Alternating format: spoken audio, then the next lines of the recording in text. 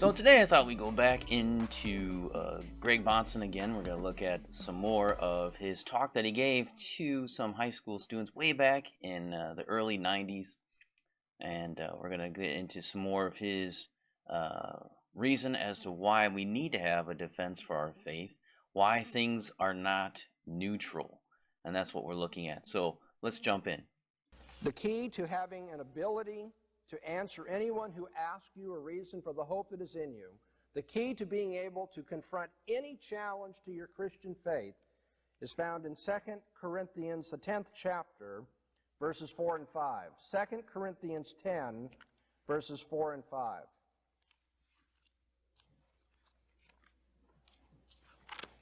In this text, the Apostle Paul makes it clear that the weapons that we use are not the weapons of the world, are not fleshly or physical weapons. Obviously, we're not going to win a debate with the professor or with the roommate by taking out a gun and shooting them. That's not the Christian approach to defending the faith. You said something I don't like, so wipe you out. Or as Arnold puts it, hasta la vista, baby. That's the end for you. Say, You got to respect him for using, Terminator 2 references. I mean, come on. some of you have seen the movie. I knew that you had done that. Paul says, for the weapons of our warfare are not of the flesh, and yet they are mighty before God for the casting down of strongholds.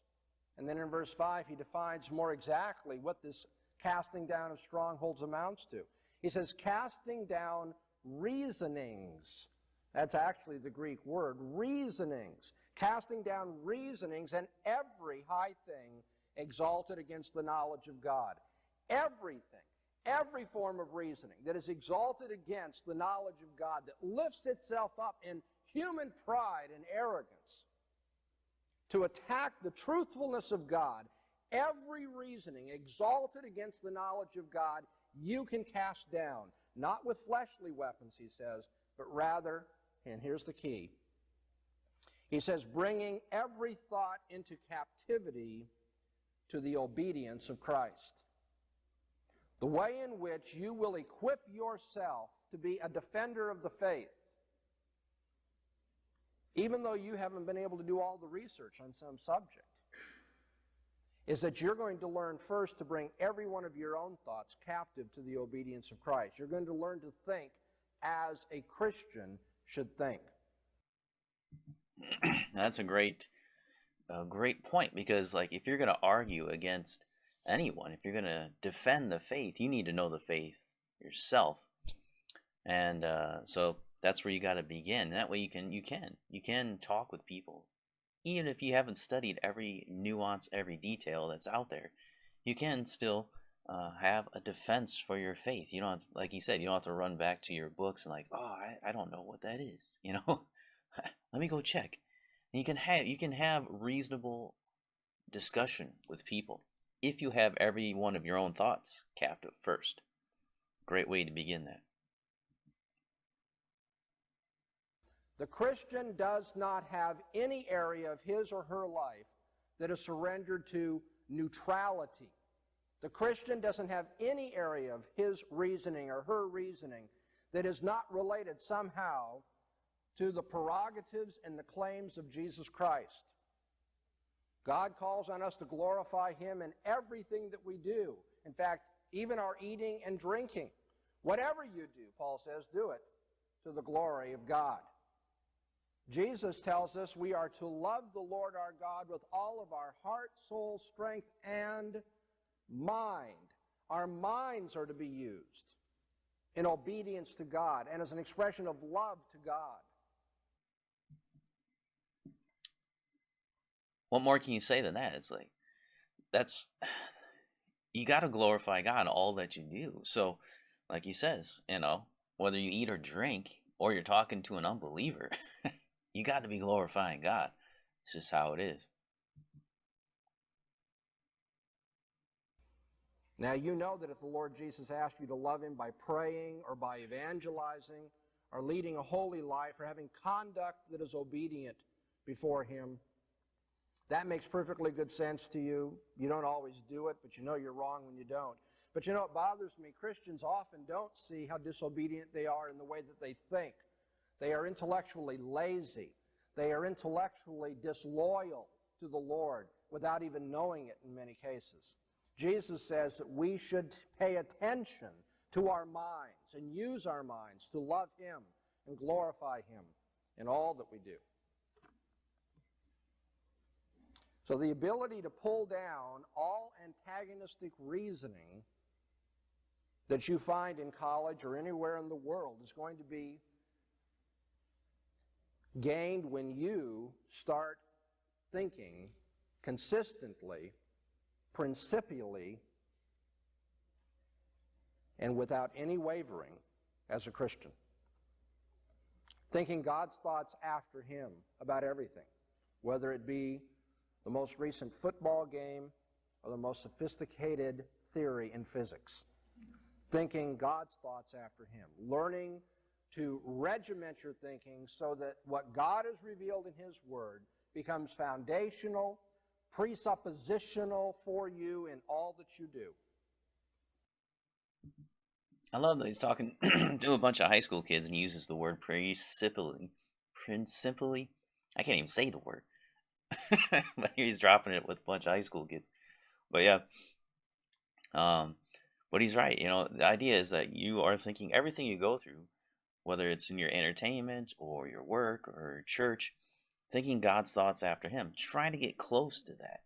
And you know, you run into a whole bunch of Christians that don't even try to do that. You know, or they go to the you know, you got the two extremes where they don't even try, or they go off into legalism, and then they try to, you know, just eliminate bad stuff around them, so they don't even have to think. Right? You try to eliminate all the sources of temptation, so you don't have to think about it. You eliminate all they try to create this Christian bubble around you, so you don't have to engage mentally with it. But that's what we're supposed to do. So you can go to, like he said, you can watch the football game and think about that in a theological way, in a Christian way. And you can go to see Terminator 2 like he did and think about it in a Christian way. You don't have to imbibe all of the propaganda, all the unbiblical ideas. You watch it and see, yeah, that's an unbiblical idea. Here's what Christ has said about that. Here's what God thinks about that. So you don't have to take all that stuff in and just like, oh yes, media, we love you. You don't have to do that. You can be like, wow, okay, I see what you're saying. I see where you're coming from. I see what you're talking about. But that's not what God said. So it's a different way to think. It's a different way to live, really. And that's what he's talking about.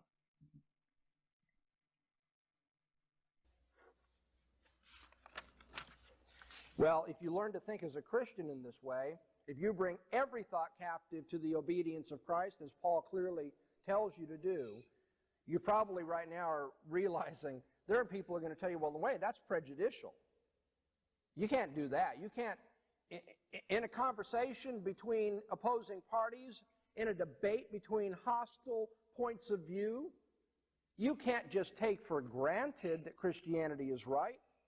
You can't have all of your thoughts brought captive to the obedience of Christ. Obviously, when it comes to a consideration of conflicting viewpoints, at that point you've got to become neutral. And you're going to hear that without even hearing it. By which I mean, without people saying that, they're going to constantly be pressing that upon you in college. You must be neutral. You must not take your Christianity for granted. You must examine everything by standards that are common to all men and more objective than simply your religious commitment. And so we need to take a few moments here to talk about neutrality. It's exactly what, I mean, unfortunately, this is what's happening in the church these days, too. It's like you have to be neutral when you go talk to these. We have to have this, we got to create this, what's the word that's been thrown around? Oh, cultural capital. You don't want to offend people right off the bat. You don't want to just, state your Christian beliefs. You got to kind of let them in the door, kind of let them have their say and kind of let them have their, talking points. And then you can kind of, come alongside them and say, hey, it's okay. No, they're not neutral. And he's going to talk about that in a minute, too. It's like, there is no neutrality. They're not neutral. We're not neutral. So let's stop pretending that that's the case. And let's do what we actually say we're going to do. And I have two simple messages about neutrality. You'll be able to remember them easily, but if you're taking notes, they go like this. When the university professor or the unbeliever that you're dealing with wants you to be neutral, two things. Remember, one, they aren't, and two, you shouldn't be. Can you remember that? They aren't, and you shouldn't be. That's perfect. Remember that. Don't forget that. The first point is those very people who will tell you that Christians have no right to take for granted their point of view are not practicing neutrality themselves. They are not neutral when they approach their subject matter. Now, what will bother you, of course, is that they will always tell you that they are. Amen to that, brother. I mean, you hear that all the time now. I mean, you can't go on news media without seeing that. Oh, we're the objective ones. This is the objective truth. I don't think so. They will have this great pretense and put on that they are. And therefore, they'll want you to do the same. Mm-hmm. But it's a con game. It's like the guy who wants to take your money and he pretends that he's putting his money in to this project just like you are, only later do you find out you were the only one coming up with money for this thing and he's gone and you're left with an empty wallet. Likewise, the professor at the university is trying to get you to be neutral just like he is, just like she is. But the fact of the matter is they are not practicing neutrality at all. Now, you'll see this in a lot of different ways. First of all, in the form of intellectual bullying. What? That happened back in the 90s? Guess what? It's alive and well today. If you're going to be successful in college, and particularly if you're going to glorify God in confronting antagonistic points of view, you're going to have to learn not to be intellectually bullied. And by the way, the answer, the technique to use with an intellectual bully is not to bully back. You're going to need to learn genuine humility if you want to win this battle. That may seem very strange. Often enough we think that if we want to win an argument, the way to win it is to come on with a kind of emotional ferociousness and an intellectual prowess that matches our opponent. And so we would never want to stop the conversation and say, I'm not sure what you're talking about. Could you explain that to me? Or, I'm not familiar with that vocabulary. Would you explain to me what you mean by those words? But if you do not gain that humility, that ability to do that, you will continue to be bullied. I saw this all through my college days, my seminary days, my graduate school days, and it offended me every time I saw it. I just wish it offended me when I saw it in myself, when I practice it as well. This is what sinners do. We get into an argument, and in order to get it over with quickly, or to close down our opponent, we start speaking about things that we know he or she doesn't know about, or use a vocabulary that kind of swamps them, and then we think we've done something great. Now, you're going to see unbelieving professors do that to students repeatedly. And what do you want to do when the professor or the roommate or whoever it is starts doing that? You want to just simply say, I think I can keep up with this conversation, and I'd certainly like to, but I'm not familiar with the words you're using. So would you please explain them? Try thinking about it as though you started talking to a person from Germany when you don't know German.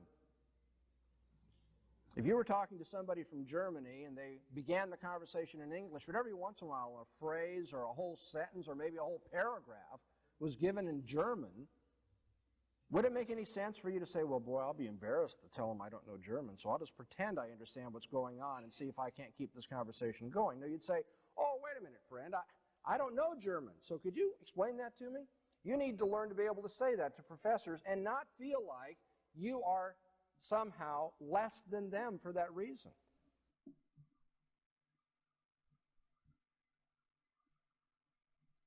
Don't let yourself be intellectually bullied. You will also... There you go. Intellectual bullying still going on.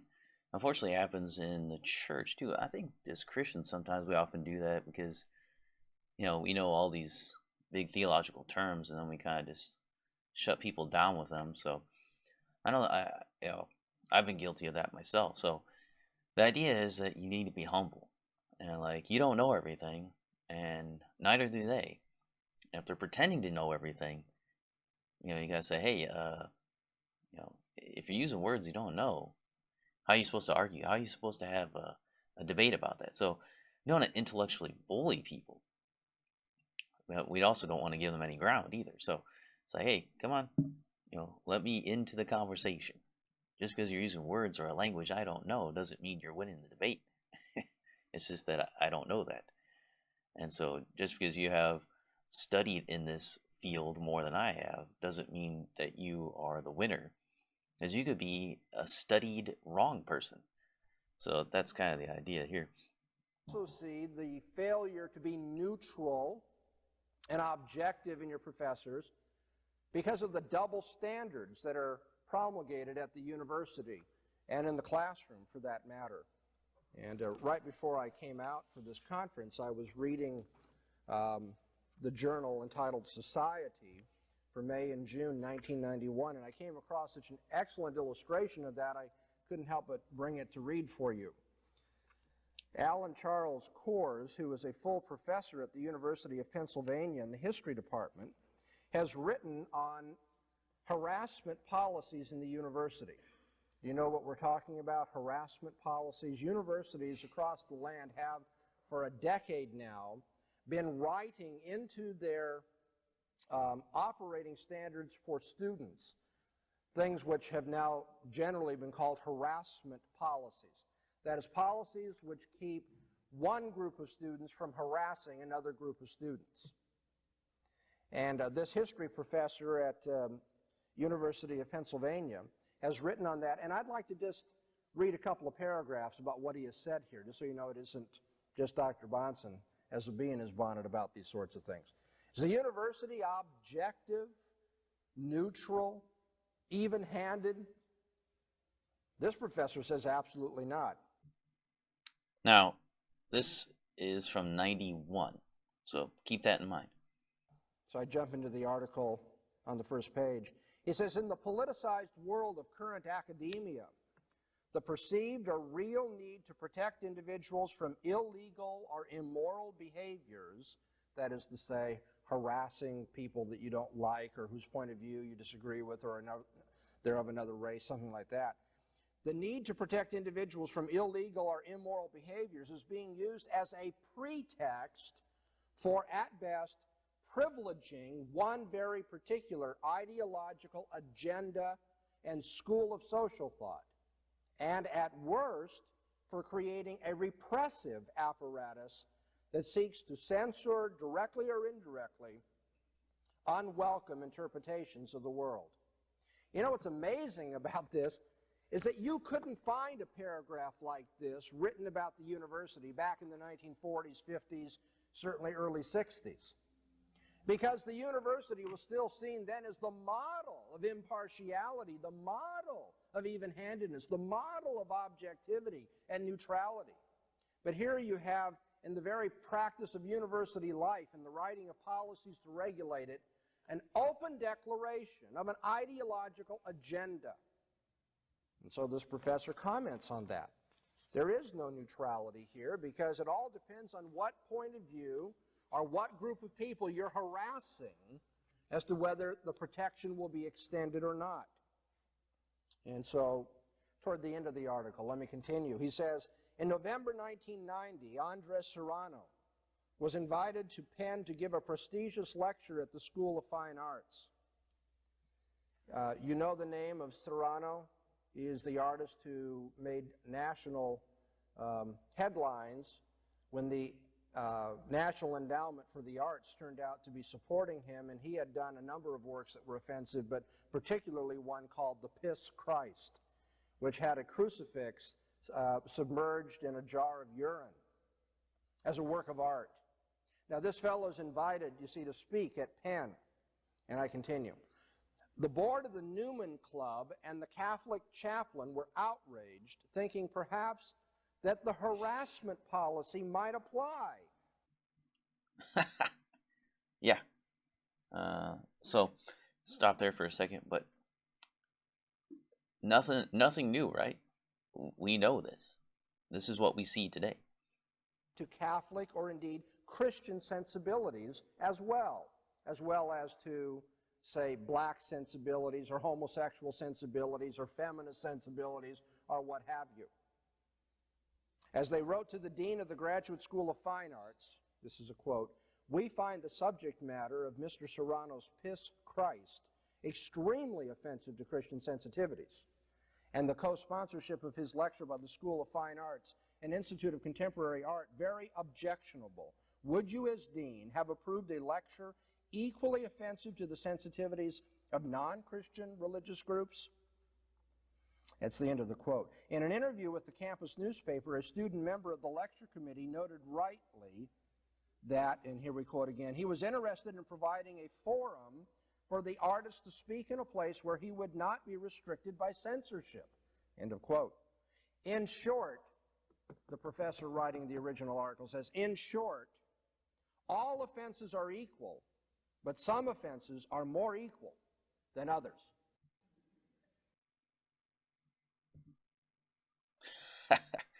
Yeah, so there you go. All offenses are equal, but more are more equal than others. That's the logic that's employed in our culture today. It's crazy to see, like, he's talking about the university back then, but now that's kind of mainstream, isn't it? Like, yeah, Christians deserve protection, but, now as far as this, oh yeah, everyone deserves the equal rights, but only but the oppressed who are right now are being oppressed, they deserve more rights. So, yeah, it's kind of this kind of talking out of both sides of your mouth kind of thing. But that's where we're at, and that was happening, he said, in the university back then. It's funny because he said, like, back in the 40s, 50s, 60s, like, oh, the university is neutral, it's objective. Of course it wasn't back then, but that's how they pretended to be. And they still kind of do that today, right? They still, it's free speech, and we're open to talk about marketplace of ideas and blah, blah, blah. And, that it never was that way. It never has been. So for the university leaders and the universities themselves putting out ideas that are like, oh, this is a place of neutrality, we're just going to teach the facts here. That's garbage, man. That's never happened. So, and this guy's talking about, yeah, exactly. He's going to talk about some very specific things right now. So let's get into that. Simply stated, you may say anything you wish at most American universities about whites, males, heterosexuals, Catholics, Jews as Israelis or Jews as white Americans, members of the Unification Church, evangelical Protestants, and offend them as you will as the least protected sensitivity in the land. You may not offend militant blacks, politicized Hispanics, radical feminists, or activist gays. What? I think the BLM movement went back and picked this up, right? Like, what? I've heard this before. Yeah, we can offend white people all we want. They are the worst people ever. But don't talk about gay people. Don't talk about black. Don't talk about Hispanic people either. But those white evangelical males, Protestant, those people are the worst. They are evil. They are the scum of the earth. And, you can say whatever you want against those people, but don't you dare talk about these other groups. Well, thanks, Greg. I mean, Greg would not be surprised by what's happening in the culture today. Obviously, he wasn't. He's right on track back in the 90s. So, from the left, you may call moderate blacks Oreos or Uncle Toms with impunity. That is social criticism, not harassment. You may equally abuse anti-feminist women as Barbie dolls or mall chicks or psychological captives with impunity. That is analysis, not stigmatization, that creates an offensive environment. You may tell white students whose parents died fighting for freedom that their mothers and fathers were, depending on the context, oppressors, racist, sexist, or baby killers. You may exhibit a cross in urine if the issue is the sensibilities of white, male, heterosexuals, however vulnerable their egos. Universities will talk about the perils of freedom, and indeed correctly so. And then he says, if the issue is the sensibilities of politically correct minorities, evangelicals and Moonies need not apply, he says. Universities will talk about the vulnerability of egos and the absurdity of an ahistorical definition of freedom.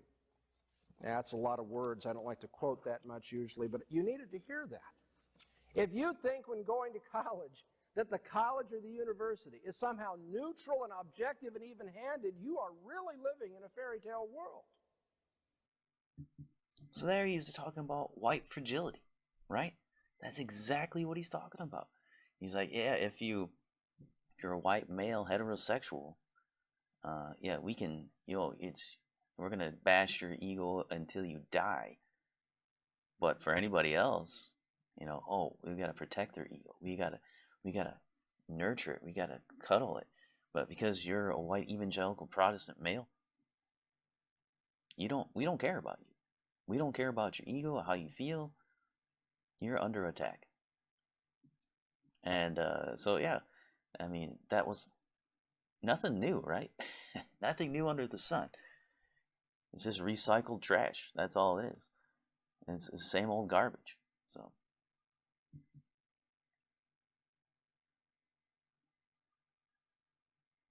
Neutrality is not practiced at the university, and we should have known as much because the Bible tells us quite clearly that the unbeliever has a very hostile mindset. The unbeliever is not even-handed and impartial in approaching the evidence about this world and man's place in this world and the nature of man and how we should live our lives. In Ephesians, the 4th chapter, Paul tells us that there are two very different mindsets that we encounter in this world, that of the believer and that of the unbeliever. In verse 17 of Ephesians 4, Paul says, "This I say, therefore, and testify in the Lord, that you no longer walk as the Gentiles also walk in the vanity of their mind." How do they walk? As open-minded, objective people wanting to discover the truth wherever it may be found? Absolutely not. They walk in the vanity of their mind, being darkened in their understanding, alienated from the life of God because of the ignorance that is in them, because of the hardening of the heart. And then if you go down in your Bibles to verse 20, you notice what Paul says there, but. And this is a very important but. Those who are unbelievers, Gentiles in their mind, are openly hostile to everything that is holy and good. But you didn't so learn Jesus. That's not the way you became a Christian. That's not the way you live your life. He goes on to talk about a completely different mindset. In verse 22, he says, that you put away as concerning your former manner of life the old man that waxes corrupt after the lust of deceit, and that you become renewed in the spirit of your mind, and put on the new man that after God has been created in righteousness and true holiness. But you haven't learned Jesus that way. Paul says you've rather put on the new man. You've discarded that old man that walked in the ways of the world, and you now think, you now feel, you now reason, you now choose, you now evaluate things in a completely different way. You've been renewed in the spirit of your mind after God, your Creator. You've been renewed in genuine holiness. And so there you have it. Paul tells us quite clearly there's no neutrality in this world. There are two quite clearly antagonistic, conflicting, systematically opposed mindsets that you find. We can put it very simply. You have those who are covenant keepers with God, and you have those who are covenant breakers with God. You have those who will not live subject to God's authority and the way in which He regulates their lives. And then you have those who, with all their heart, want more and more to learn to do that, being renewed after the image of God. So there you have it. That's where we'll stop today. But yeah, he's right on target, man. He's got the explanation of, from the Bible there, that there's no neutrality. There's two different opposing worldviews going on, and we all have our biases. We all have our bents. So there's really within humans, there's no neutrality. There's no going to that middle ground there. There is none.